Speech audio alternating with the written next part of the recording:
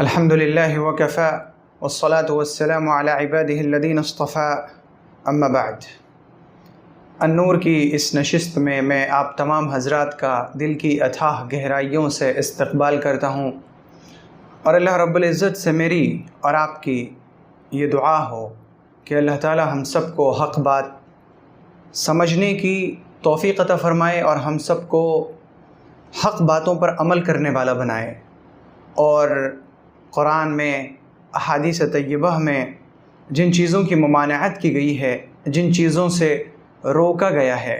اللہ تعالی ہم سب کو ان تمام چیزوں سے رکنے والا بنائے۔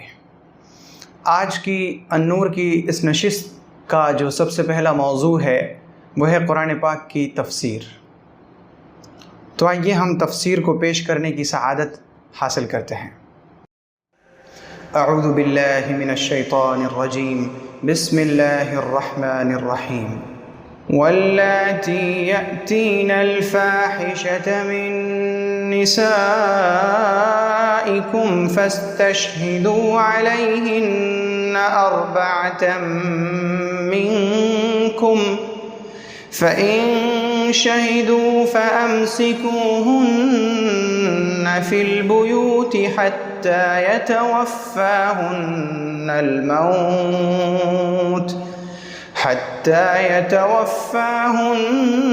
الموت أو يجعل الله لهن سبيلا،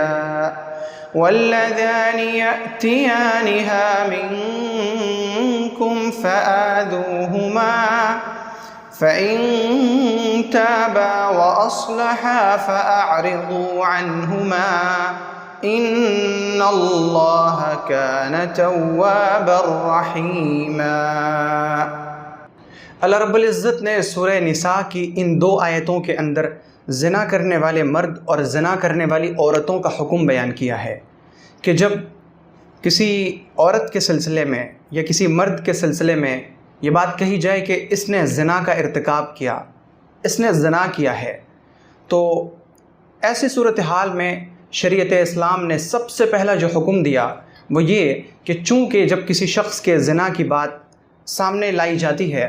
تو یہ خبر کانوں پورے محلے میں، پورے علاقے میں مشہور ہو جاتی ہے، تو اللہ رب العزت نے سب سے پہلا حکم یوں بیان فرمایا کہ جن سے زنا ہو جائے، جن کے بارے میں تم کہہ رہے ہو کہ ان سے زنا ہو گیا، اس عورت سے زنا ہو گیا یا اس مرد سے زنا ہو گیا، تو چونکہ معاملہ عزت کا ہے، معاملہ ناموس کا ہے، معاملہ آبرو کا ہے، اور یہ معاملہ اتنا حساس ہے کہ اگر کسی شخص کے بارے میں مشہور ہو جائے کہ اس سے زنا ہو گیا ہے تو پھر اس کے لیے زندگی میں بہت ساری مشکلات سامنے آ جاتی ہیں۔ کسی عورت کے بارے میں اگر لوگوں میں یہ خبر مشہور ہو جائے کہ اس عورت سے زنا کا ارتکاب ہو گیا ہے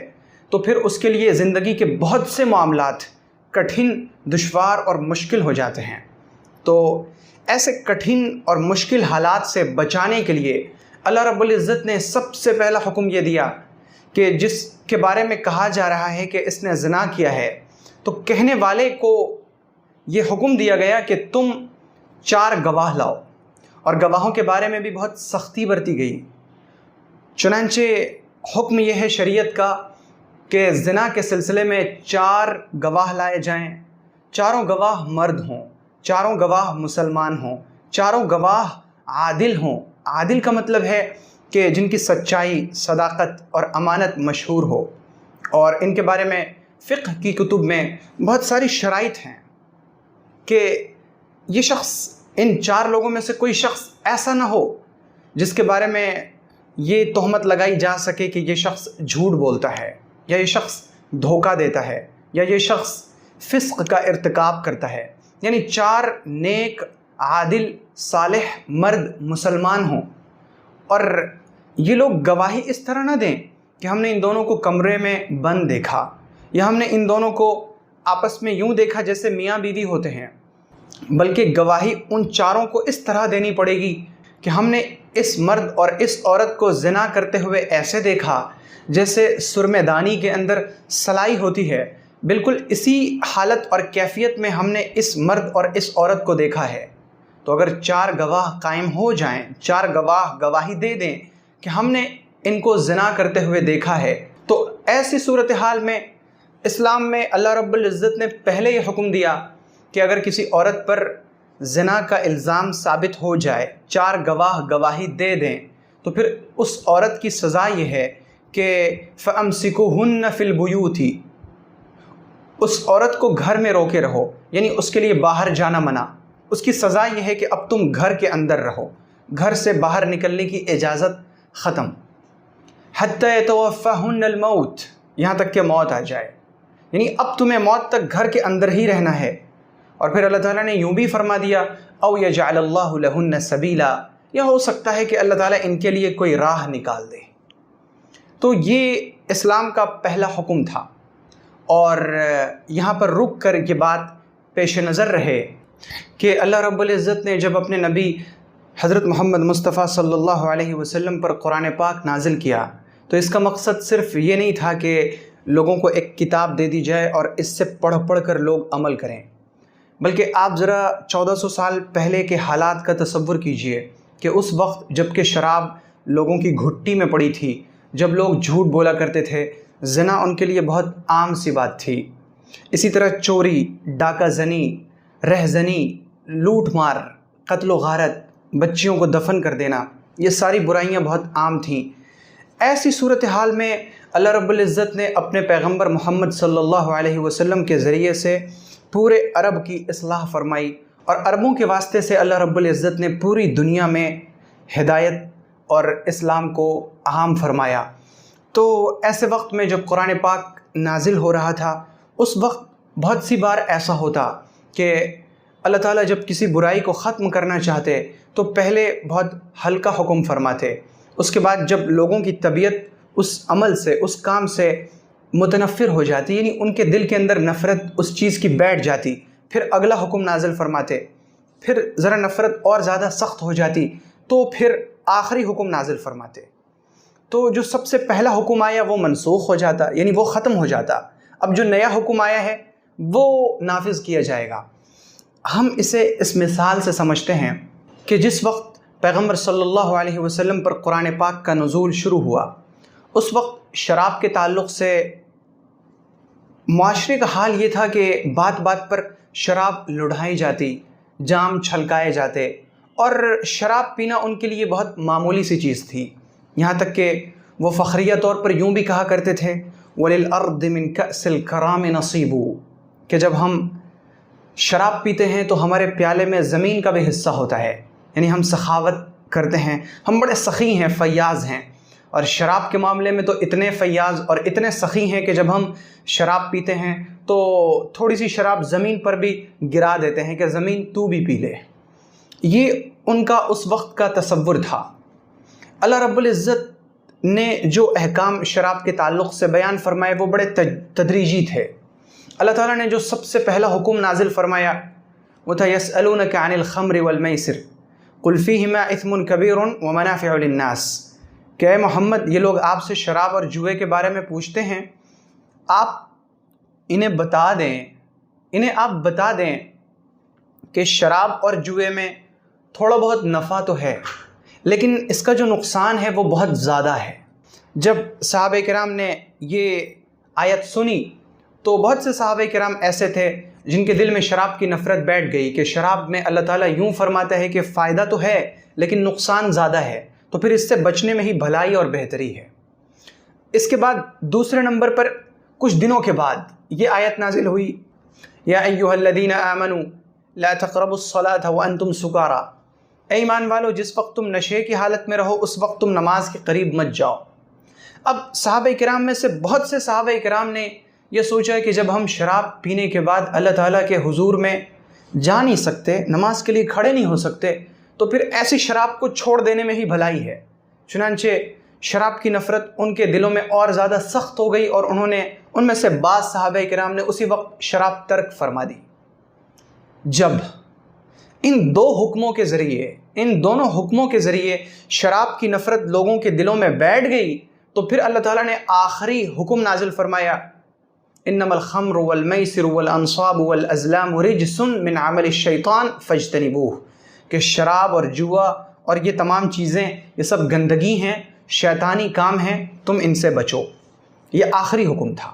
تو پہلا والا حکم اور دوسرا والا حکم اس آخری حکم کی وجہ سے منسوخ ہو گیا، یعنی ختم ہو گیا، اور آخری حکم آج تک باقی ہے اور قیامت تک باقی رہے گا۔ بالکل اسی طرح اللہ رب العزت نے زنا کے تعلق سے پہلے یہ حکم بیان فرمایا کہ جن عورتوں پر زنا کی گواہی ثابت ہو جائے اور یہ ثابت ہو جائے کہ اس عورت نے زنا کیا ہے، اس کا حکم یہ ہے کہ ان کو گھر میں روکے رکھو، یا ہو سکتا ہے کہ اللہ تعالیٰ ان کے لیے کوئی دوسری سبیل نکالے، کوئی دوسری راہ نکالے۔ اور پھر اللہ تعالیٰ نے خود راہ نکالی۔ کچھ دنوں کے بعد آیت نازل ہوئی، اللہ نے فرمایا الزانیۃ والزانی فاجلدوا کل واحد منہما 100 جلدہ، کہ زنا کرنے والے مرد اور زنا کرنے والی عورت جب ان کے اوپر زنا ثابت ہو جائے تو زنا کرنے والی عورت کو اور زنا کرنے والے مرد کو 100 کوڑے مارے جائیں۔ 100 کوڑے مارنے کا حکم جب آیا تو یہ حکم کہ ان کو گھروں میں روکے رکھو یا اللہ تعالیٰ ان کے لیے کوئی سبیل نکالے، یہ حکم منسوخ ہو گیا، کیونکہ اللہ تعالیٰ نے ان کے لیے دوسرا حکم نازل فرما دیا۔ تو یہ جو یہاں پر کی آیت ہے، جس آیت میں اللہ تعالیٰ فرماتا ہے واللاتی یأتین الفاحشۃ، وہ عورتیں، تمہاری وہ عورتیں جو بے حیائی کا ارتکاب کر لیں، من نسائکم، تمہاری عورتوں میں سے، واللاتی یأتین الفاحشۃ من نسائکم، تمہاری عورتوں میں سے جو بے حیائی کا ارتکاب کر لیں، فاستشہدوا علیہن، تو ان کے خلاف تم گواہی لاؤ، اربعۃ منکم، اپنے مردوں میں سے 4 کی گواہی، فإن شہدوا، اگر یہ چاروں گواہی دے دیں تو ان عورتوں کی سزا کیا ہوگی؟ زنا کرنے والی عورت کی سزا، فامسکوہن فی البیوت، تو تم ان کو گھروں میں روکے رکھو، حتی یتوفاہن الموت، یہاں تک کہ اللہ تعالیٰ ان کو موت دے دے، او یجعل اللہ لہن سبیلا، یا اللہ تعالیٰ ان کے لیے کوئی راہ تجویز فرمائے۔ تو یہ جو حکم ہے کہ جن عورتوں پر زنا ثابت ہو جائے ان کو گھر میں روکے رکھو، یہ حکم سورہ نور کی آیت نمبر 2 کے ذریعے سے ختم ہو گئی۔ اب جن عورتوں پر زنا ثابت ہو جائے ان کی سزا یہ نہیں ہے کہ ان کو گھروں میں روکے رکھا جائے، بلکہ ان کا حکم یہ ہے کہ انہیں 100 کوڑے مارے جائیں۔ لیکن بہت بار یوں بھی ہوتا ہے کہ ایک شخص نے کہا کہ اس عورت نے یا اس مرد نے زنا کیا ہے اور وہ 4 گواہ قائم نہ کر سکا، تو اس الزام لگانے والے کو سزا دی جائے گی کہ تم نے جب گواہی تمہارے پاس موجود تھی نہیں تو اس پر الزام تم نے کیوں لگایا۔ اور اس چیز کا تفصیلی بیان سورہ نور میں انشاءاللہ ہم مستقل طور پر بیان کرنے کی کوشش کریں گے۔ اس وقت مختصراً یہ عرض کر دوں کہ جو لوگ زنا کا الزام لگاتے ہیں کسی پر، تو اب الزام لگانے والے کے ذمے ہے کہ وہ 4 گواہ لائے۔ اگر وہ 4 گواہ نہ لا سکا، اس نے صرف 1 گواہ لایا یا 2 گواہ یا 3 گواہ یا کوئی گواہ نہ لا سکا، تو پھر اس الزام لگانے والے کو 80 کوڑے مارے جائیں گے کہ تم نے ایک پاک دامن مرد پر اور ایک پاک دامن عورت پر الزام اور تہمت کیوں لگایا۔ یہ ہے الزام لگانے والے کی سزا۔ تو پہلے ہم اس آیت کو دیکھتے ہیں کہ تمہاری عورتوں میں سے جو بے حیائی کا ارتکاب کر لیں تو تم ان کے خلاف 4 مردوں کی گواہی لاؤ، اگر وہ گواہی دے دے تو تم انہیں گھروں میں روکے رکھو موت تک، یا اللہ تعالیٰ ان کے لیے کوئی راہ نکال دے۔ تو اللہ نے راہ نکال دی، اور اللہ نے سورہ نور میں راہ نکالی جو فرمایا الزانیۃ والزانی فاجلدوا کل واحد منہما 100 جلدہ، کہ زنا کرنے والے مرد اور زنا کرنے والی عورت کو 100 کوڑے مارے جائیں۔ لیکن یہ 100 کوڑوں کے مارنے کا حکم تب ہے جب زنا کرنے والے مرد اور زنا کرنے والی عورت غیر شادی شدہ ہوں۔ اگر ان کی شادی ہو چکی ہو تو پھر 100 کوڑے نہیں مارے جائیں گے، بلکہ ان کی سزا رجم ہے، یعنی پتھر مار مار کر سنگسار کر دینا۔ ان دونوں سزاؤں میں کیا فرق ہے، ان کی کیا تفصیلات ہیں، اور کون سے شادی شدہ مرد ہیں جنہیں رجم کیا جائے گا اور کون سے شادی شدہ مرد اور عورت وہ ہیں جنہیں رجم نہیں کیا جائے گا، رجم کرنے کی شکل کیا ہوگی، ان ساری چیزوں کا تفصیلی بیان انشاءاللہ سورہ نور میں موقع پر بیان کرنے کی ہم کوشش کریں گے۔ آگے اللہ تعالیٰ نے فرمایا واللذان یأتیانہا منکم، اور جو بھی 2 شخص تم میں سے بے حیائی کا ارتکاب کر لیں، فآذوہما، تو تم ان کو تکلیف دو، ان کو اذیت پہنچاؤ، فإن تابا وأصلحا، اگر وہ توبہ کر لیں اور اصلاح کر لیں، فأعرضوا عنہما، تو تم ان سے اعراض کرو، ان اللہ کان توابا رحیما، بے شک اللہ تعالیٰ توبہ قبول کرنے والا ہے اور رحم کرنے والا ہے۔ یہاں پر رک کر پہلے میں یہ عرض کر دوں کہ اگر کسی شخص نے صحیح معنی میں کسی مرد اور کسی عورت کو دیکھا کہ یہ لوگ زنا کر رہے ہیں اور سچ میں ان دونوں مرد اور عورت نے زنا کیا ہے، لیکن ان کے خلاف 4 لوگوں کی گواہی قائم نہ ہو سکے، تو اب ان مرد اور ان عورت کو چاہیے کہ وہ اللہ کے حضور میں توبہ کریں اور یہ سوچیں کہ اس دنیا میں تو ہمارے خلاف گواہی قائم نہیں کی جا سکی اور ہم اس دنیا میں قاضی کی سزا سے بچ گئے، لیکن اللہ تعالیٰ نے تو ہمیں گناہ کرتے ہوئے دیکھ لیا، تو وہ توبہ کریں، وہ اترائیں نہیں کہ ہمارے خلاف گواہی ثابت نہیں ہو سکی اور ہم پکڑے نہیں گئے۔ اللہ تعالیٰ نے پردہ پوشی کر دی اور اس کا تقاضا یہ ہے کہ وہ دونوں اللہ کے حضور میں توبہ کریں۔ اس آیت میں اللہ نے فرمایا کہ تم میں سے جو 2 شخص بے حیائی کا ارتکاب کر لیں انہیں تم تکلیف دو۔ یہ اسی وقت کا حکم ہے جس وقت یہ آیت نازل ہوئی تھی کہ تم انہیں گھر میں روکے رکھو، تو اسی وقت کا یہ حکم بھی ہے کہ تم میں سے جو 2 شخص یعنی مرد اور عورت بے حیائی کا ارتکاب کر لیں تم انہیں تکلیف دو،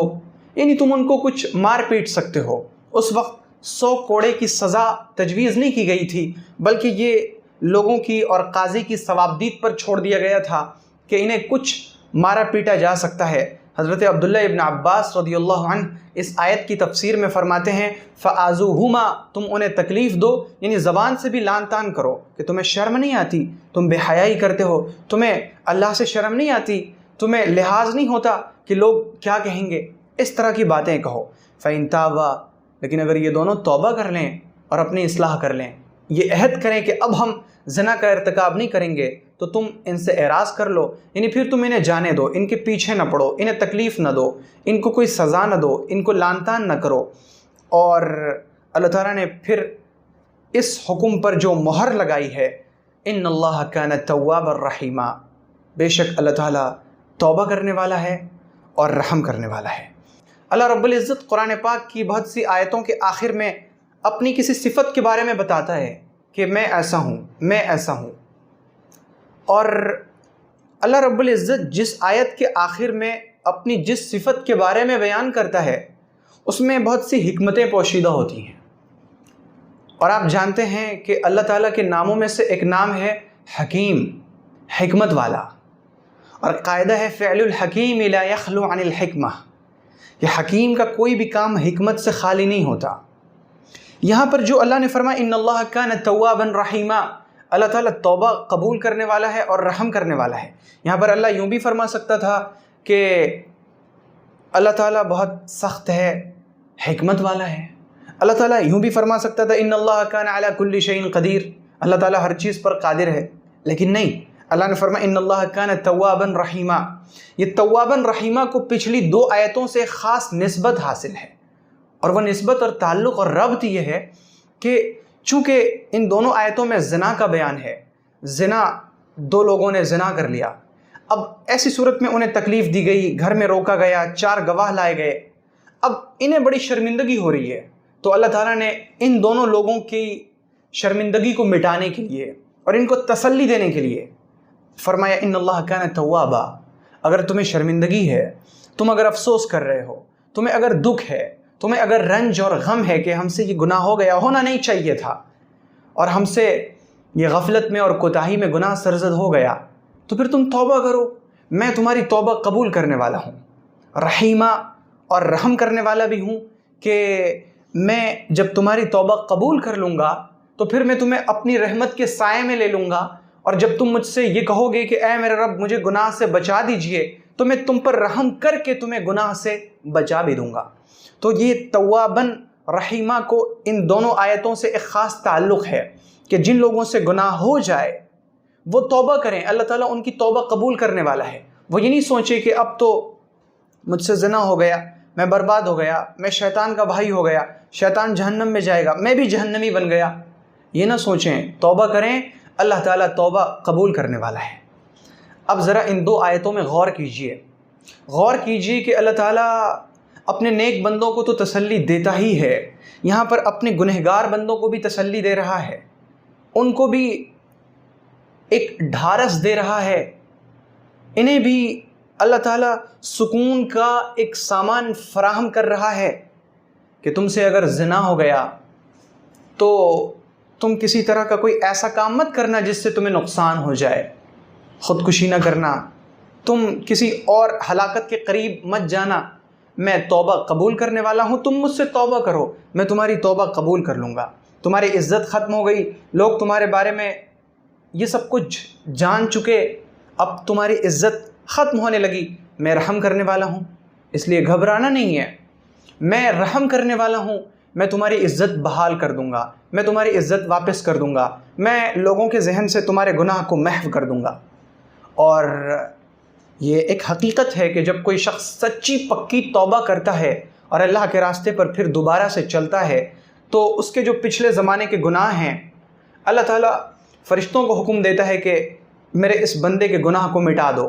زمین کو حکم دیتا ہے تم اس کو بھلا دو، اور پھر اللہ تعالیٰ راتوں رات غیر محسوس طریقے پر لوگوں کے ذہن سے بھی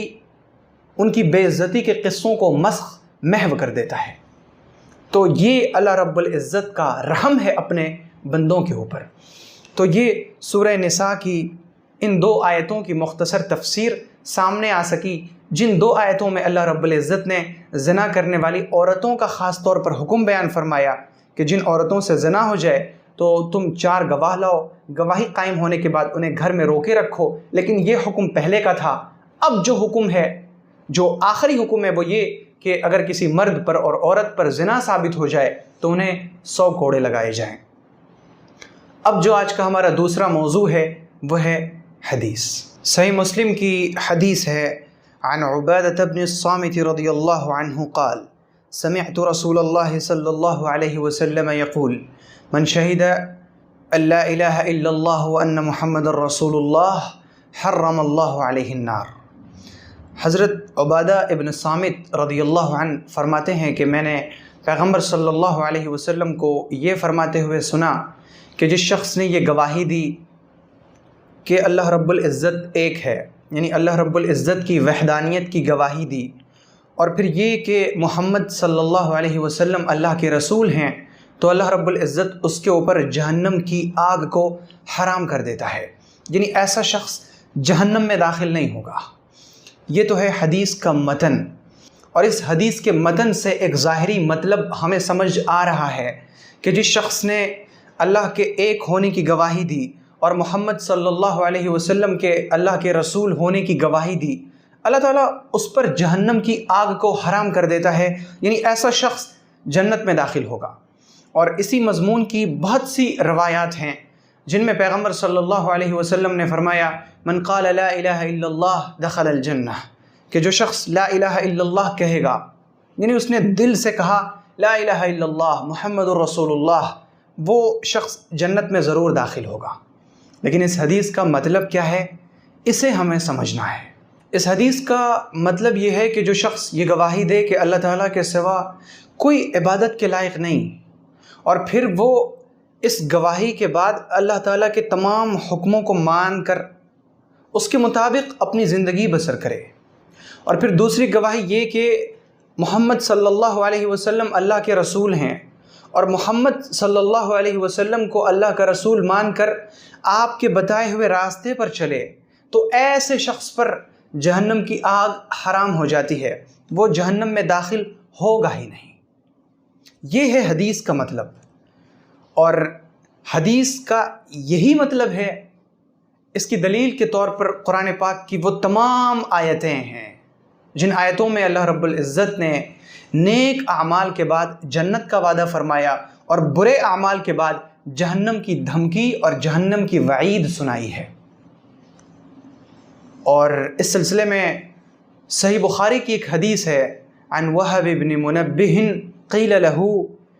الیس لا الہ الا اللہ مفتاح الجنہ قال بلا ولكن ليس مفتاح الا وله اسنان فان جئت بمفتاح له اسنان فتح لك والا لم يفتح لك۔ حضرت وہب ابن منبہ سے کسی نے پوچھا کہ کیا لا الہ الا اللہ جنت کی کنجی نہیں ہے؟ کیا ہم لا الہ الا اللہ سے جنت میں داخل نہیں ہو سکیں گے؟ اور پوچھنے والے کا مطلب اسی چیز کو واضح کرنا تھا کہ کیا صرف لا الہ الا اللہ سے ہم جنت میں داخل ہو جائیں گے یا اس کے لیے کچھ اور بھی چیزیں ضروری ہیں؟ वहब इब्न मुनब्बिह ने फरमाया लैसा मिफ्ताहुन इल्ला वलहु अस्नान, कि देखो ला इलाहा इल्लल्लाह जन्नत की चाबी है, जन्नत की कुंजी है, लेकिन हर चाबी में दंदाने होते हैं। और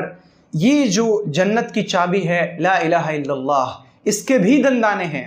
अगर तुम किसी दरवाजे के पास वो चाबी लेकर जाओगे जिसमें दंदाने होंगे तो दरवाज़ा खुलेगा, और अगर उस चाबी के अंदर दंदाने नहीं होंगे तो फिर वो दरवाज़ा खुल नहीं सकता। बिल्कुल इसी तरह जन्नत की चाबी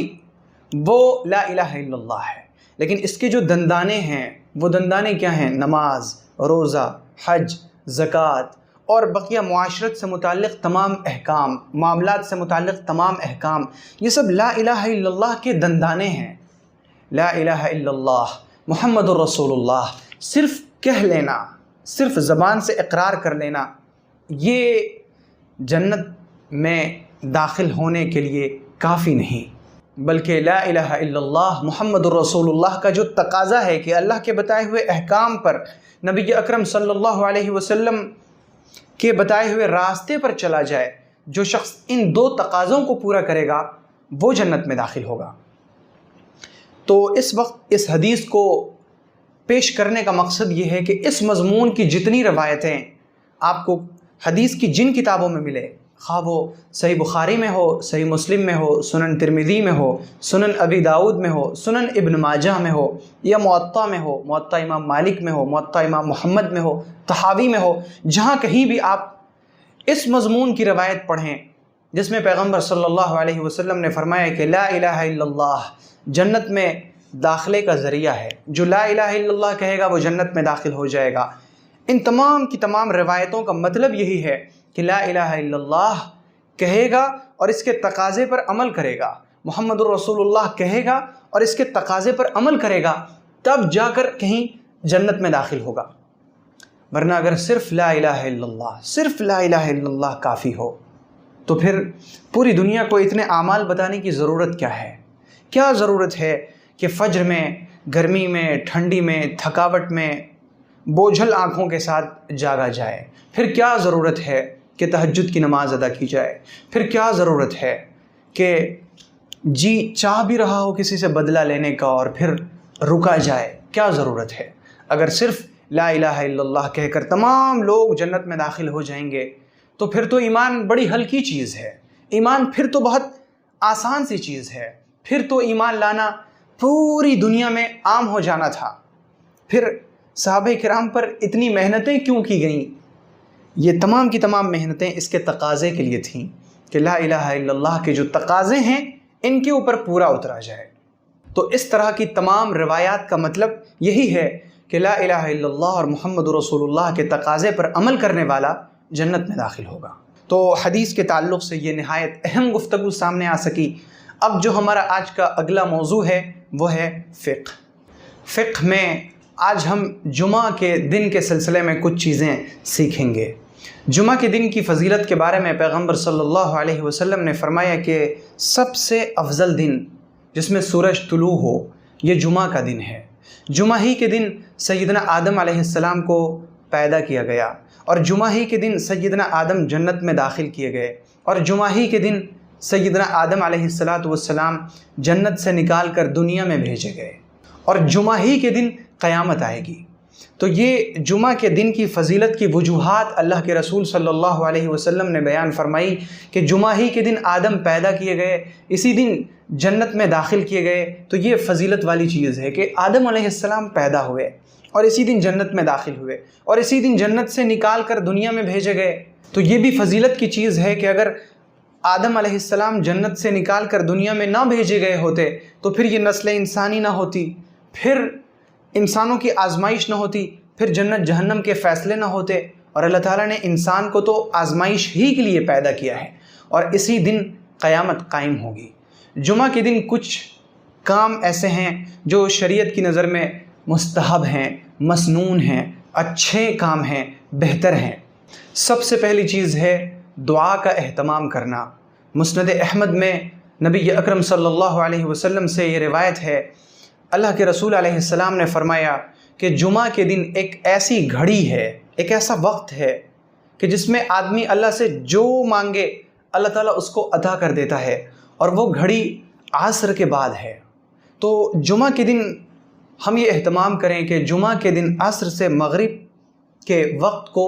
دعا میں اور اذکار میں گزارنے کی کوشش کریں۔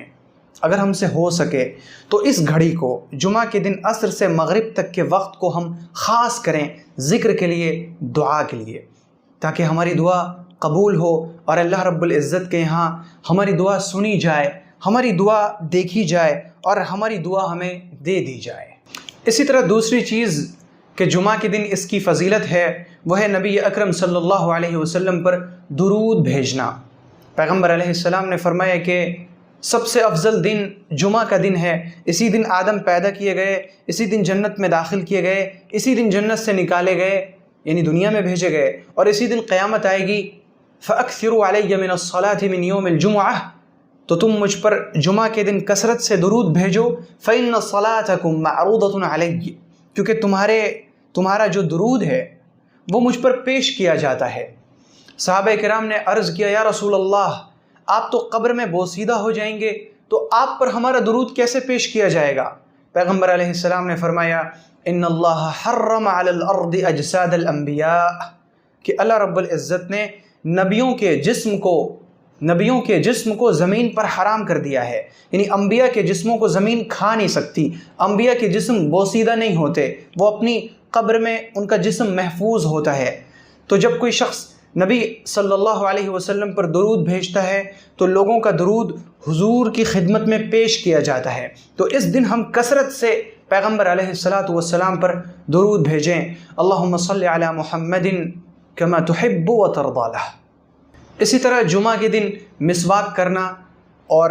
غسل کرنا، عمدہ کپڑا پہننا اور خوشبو لگانا، یہ بھی مسنون کاموں میں سے ہے۔ بخاری کی روایت ہے، پیغمبر صلی اللہ علیہ وسلم نے فرمایا کہ ہر مسلمان کو چاہیے کہ وہ جمعہ کے دن غسل کرے، عمدہ کپڑے پہنے اور ہو سکے تو خوشبو کا استعمال کرے۔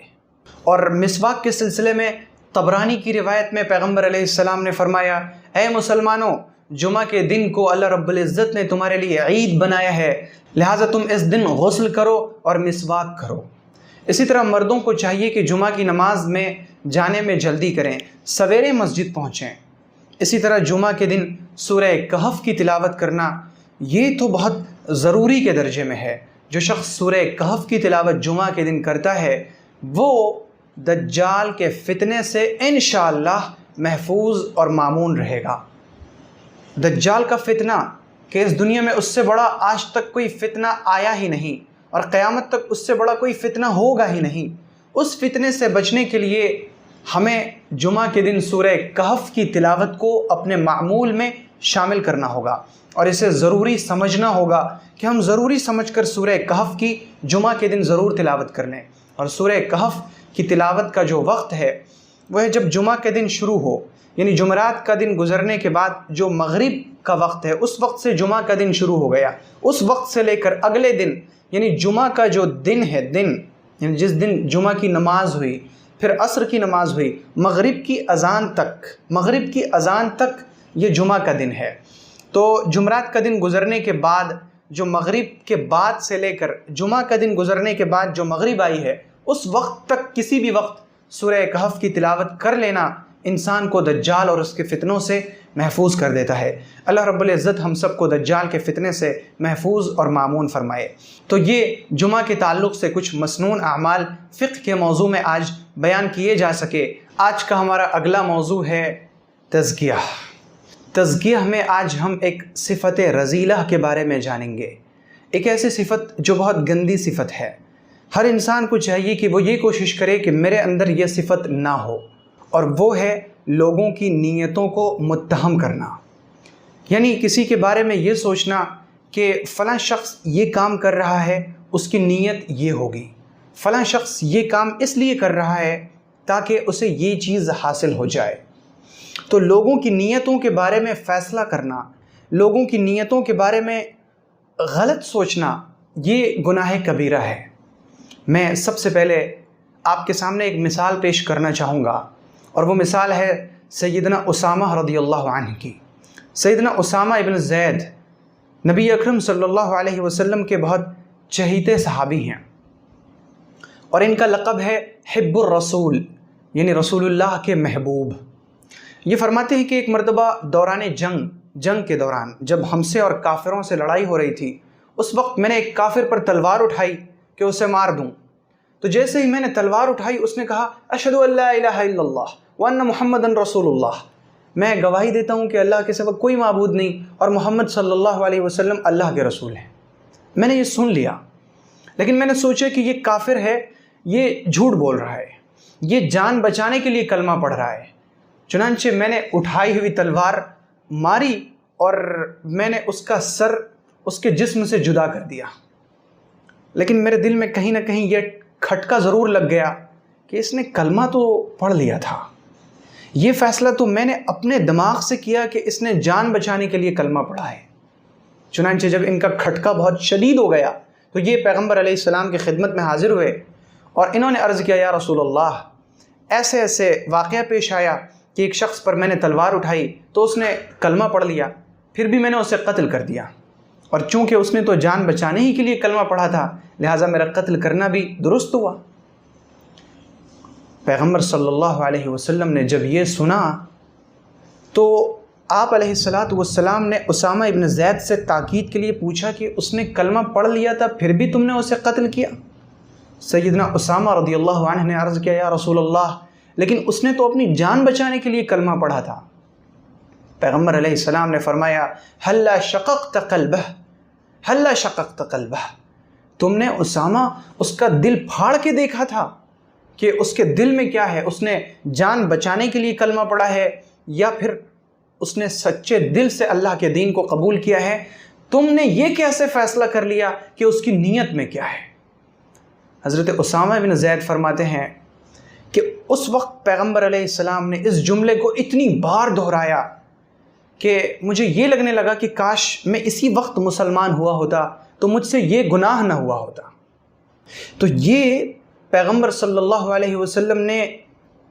حضرت اسامہ ابن زید کو ایک طرح کی تنبیہ فرمائی کہ تم نے اس کی نیت کا فیصلہ کیسے کر لیا کہ اس کے دل میں کیا تھا۔ اس وقت ہمارے معاشرے میں یہ مرض بہت عام ہے کہ ہم دوسروں کی نیتوں کا فیصلہ کرتے ہیں۔ یہ شخص اللہ کی راہ میں خرچ کر رہا ہے، اس کی نیت یہ ہے کہ لوگ مجھے اچھا کہیں، میں نے کیسے فیصلہ کر لیا کہ اس کے دل میں کیا ہے؟ یہ شخص فلاں کام کرتا ہے، ضرور یہ شخص شہرت چاہتا ہے، یہ شخص فیم کے لیے ایسا کرتا ہے، یہ شخص پیسے کے لیے ایسا کرتا ہے، یہ شخص دولت کے لیے ایسا کرتا ہے، یہ شخص عزت کے لیے ایسا کرتا ہے۔ ہم فیصلہ کرنے والے کون ہیں کہ یہ شخص عزت کے لیے یہ کام کر رہا ہے یا دولت کے لیے کر رہا ہے یا پیسے کے لیے کر رہا ہے یا کسی اور مقصد سے کر رہا ہے؟ ہم کسی کی نیتوں کا فیصلہ نہ کریں، نیتوں کا فیصلہ کرنے والا اللہ ہے۔ اور جب ہم کسی کی نیت کا فیصلہ کرتے ہیں اور ہم یوں کہتے ہیں کہ تم نے یہ کام اس لیے کیا تاکہ تمہیں یہ چیز حاصل ہو جائے، تو گویا کہ ہم یہ دعویٰ کرتے ہیں کہ میں تمہارے دل کی بات جانتا ہوں، حالانکہ دل کی بات غیب ہے، دل کی بات پوشیدہ چیزوں میں سے ہے۔ وَلَا يَعْلَمُ الْغَيْبَ إِلَّا اللَّهُ، اور غیب کی خبر اللہ کے سوا کسی کو ہے ہی نہیں، غیب اللہ کے سوا کوئی جانتا ہی نہیں، اللہ کے سوا کسی کو معلوم ہی نہیں کہ کس کے دل میں کیا ہے، کس کے دماغ میں کیا ہے، کس کے ذہن میں کیا ہے۔ لوگوں کی نیتوں کا فیصلہ ہم نہ کریں، لوگوں کی نیتوں کو اللہ پر چھوڑ دیں۔ جب ہم لوگوں کی نیتوں کا فیصلہ کرنے لگتے ہیں تب ہمارے اندر بہت ساری بدگمانیاں بھر جاتی ہیں اور اس سے رشتوں میں دراڑ پیدا ہوتی ہے۔ ہم دوسروں کی نیتوں کو اللہ پر چھوڑ دیں، اس کی نیت کیا تھی اللہ کو اس کی خبر ہے۔ ہم تو یہی فیصلہ کریں گے کہ چونکہ ظاہر میں یہ شخص یہ کام کر رہا ہے لہٰذا اس کی نیت اچھی والی ہوگی، خراب نیت نہیں ہو سکتی۔ ہم اس طرح سے لوگوں کے لیے اچھا گمان رکھیں، اور جو شخص لوگوں سے اچھا گمان رکھتا ہے اللہ رب العزت اسے عزت عطا کرتا ہے، اور جو شخص لوگوں کے بارے میں بدگمانیاں رکھتا ہے وہ ہمیشہ پریشان رہتا ہے، اس کا سکون ختم رہتا ہے اور اس کے اندر بے چینی اور اضطراب کی کیفیت رہتی ہے۔ فلاں شخص یہ کام اس لیے کر رہا ہے تاکہ اس سے یہ ہو جائے، فلاں شخص یہ کام اس لیے کر رہا ہے تاکہ اس سے یہ چیز ہو جائے، اس کا ذہن، اس کا دماغ بس انہی سب چیزوں کو سوچتا رہتا ہے۔ فلاں نے یہ اس لیے کیا تاکہ اسے یہ مل جائے، فلاں نے یہ اس لیے کیا تاکہ اسے یہ چیز حاصل ہو جائے۔ ان تمام چیزوں کے تمام فیصلے اللہ کے سپرد کریں، خود اطمینان سے رہیں، نہ کسی کے خلاف اپنے دل میں بدگمانی رکھیں، نہ کسی کی نیت کا فیصلہ کریں، سب کا فیصلہ اللہ کرے گا۔ ہم جو ہر نماز میں پڑھتے ہیں مالک یوم الدین، وہ روز جزا کا مالک ہے، بدلے کے دن کا مالک ہے۔ اس دن سارے فیصلے ہوں گے، اس دن سارا بادل چھٹ جائے گا۔ اور عربی کے کسی شاعر نے کہا ہے فَسَوْفَ تَعْلَمُ إِذَا انْقَشَعَ الْغُبَارُ أَتَحْتَ ظِلِّكَ فَرَسٌ أَمْ حِمَارُ۔ جب غبار چھٹے گا نا تو پتہ چلے گا کہ تم گدھے کی سواری کر رہے تھے یا پھر گھوڑے کی سواری کر رہے تھے۔ اس دن پتہ چلے گا کہ ہم ظاہر میں کیسے تھے اور ہم باطن میں کیسے تھے۔ اس دن پتہ چلے گا کہ ہمارے دل میں کیا تھا، نیت میں کیا تھا اور زبان پر کیا تھا۔ اس دن سارے فیصلے اللہ کرے گا۔ اس دن لوگ فیصلے لیں گے، فیصلے قبول کریں گے، اور فیصلوں کو تو ماننا ہی پڑے گا، کیونکہ اس دن گواہیاں قائم کی جائیں گی۔ وَيَوْمَ تَقُومُ الْأَشْهَادُ، اللہ تعالیٰ ایسی ایسی گواہیاں لائے گا کہ انسان تصور بھی نہیں کر سکتا۔ خود انسان کے اعضاء اس کے خلاف گواہی دیں گے۔ تو بہرحال اس وقت کہنے کا حاصل اور خلاصہ یہ ہے کہ لوگوں کی نیتوں کے فیصلے ہم نہ کریں، ہم لوگوں کی نیتوں کے فیصلے نہ کریں، ان کی نیتوں کو متہم نہ کریں۔ ہم یہ فیصلے اللہ پر چھوڑیں، خود اطمینان کی زندگی بسر کریں، اور ہمارے اندر تمام مومنین کے لیے اچھا گمان ہو۔ ہم ہر ایک کے بارے میں اچھا گمان رکھیں، اچھا خیال رکھیں، سب کے بارے میں اچھا سوچیں۔ کسی شخص نے ہمارے پاس کوئی چیز کھانے کے لیے بھیجی تو ہم یہ گمان نہ کریں کہ اس نے کھانے کے لیے اس لیے بھیجا تاکہ میں بھی اس کے پاس بھیجوں، یہ برا گمان ہے۔ اچھا گمان رکھیں، ہم یہ سوچیں کہ اس نے میرے پاس یہ چیز بھیجی ہے تو وہ چاہتا ہے کہ ہمارے رشتے مضبوط ہوں، ہمارے اندر محبت اور بڑھے۔ ہم اچھا سوچیں، برا نہ سوچیں۔ جب ہم اچھا سوچیں گے ہمارا دین، ہمارا ایمان مضبوط رہے گا، ہماری صحت اچھی رہے گی، اور ہم خوش زندگی بسر کرنے والے ہوں گے۔ اب جو آج کا ہمارا اگلا موضوع ہے وہ ہے قرآن پاک کی ایک سورہ تجوید کے ساتھ۔ اعوذ باللہ من الشیطان الرجیم، بسم اللہ الرحمن الرحیم، قل اعوذ برب الفلق من شر ما خلق ومن شر غاسق اذا وقب ومن شر النفاثات في العقد ومن شر حاسد اذا حسد۔ قل اعوذ برب الفلق۔ قل میں قاف کی آواز کو حلق میں جو گوشت ہے وہاں سے نکالتے ہیں۔ قل اعوذ، اعوذ ہم اعوذ باللہ میں سیکھ چکے ہیں۔ برب، رب میں جو را ہے یہ را پر ہوگی کیونکہ اس کے اوپر زبر ہے۔ قل اعوذ برب الفلق، فلق، یہاں پر رک کر ایک قاعدہ یاد رکھا جائے کہ 5 حروف ایسے ہیں کہ اگر وہ ساکن ہو جائیں، یعنی ان کے اوپر جزم آ جائے، یعنی وہاں پر رکا جائے، یا جزم آ جائے درمیان میں ہی ہو اور اس کے اوپر جزم آ جائے، تو ان حروف کو ادا کرنے میں آواز واپس ہماری طرف پلٹتی ہے۔ اور وہ 5 حروف ہیں قاف، طا، با، جیم اور دال۔ قطب جد، اس کا جو مجموعہ ہے یاد رکھنے کے لیے یاد رکھا جائے، قطب جد۔ تو یہ قاف، طا، با، جیم اور دال میں سے کوئی حرف اگر ساکن ہو، یعنی اس کے اوپر جزم ہو، تو آواز واپس ہماری طرف ایک بار پلٹتی ہے، جیسے قاف ہے، قطب میں قاف ہے، تو یہاں دیکھیں فلق میں جو قاف ہے اس کے اوپر جزم ہے، تو فلق پڑھنے میں آواز ہماری طرف لوٹے گی، اور ہم پڑھیں گے قل اعوذ برب الفلق۔ فلق رکی نہیں، یہ جو ہم نے اگر ہم روکیں اسے تو اس طرح رکے گی، فلق رک گئی، اور واپس جو پلٹائیں گے تو یوں پلٹے گی، فلق، فلق، آواز قاف میں ہماری طرف واپس بھی آئی۔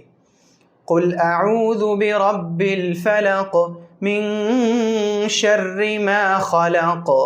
خلق، خلق میں بھی آواز واپس ہماری طرف پلٹی۔ من شر، یہاں پر ایک قاعدہ یاد رکھا جائے کہ نون کے بعد، نون ساکن کے بعد، نون ساکن کا مطلب ہے وہ نون جس کے اوپر جزم ہو. نون ساکن کے بعد اگر شین آئے یا تنوین کے بعد،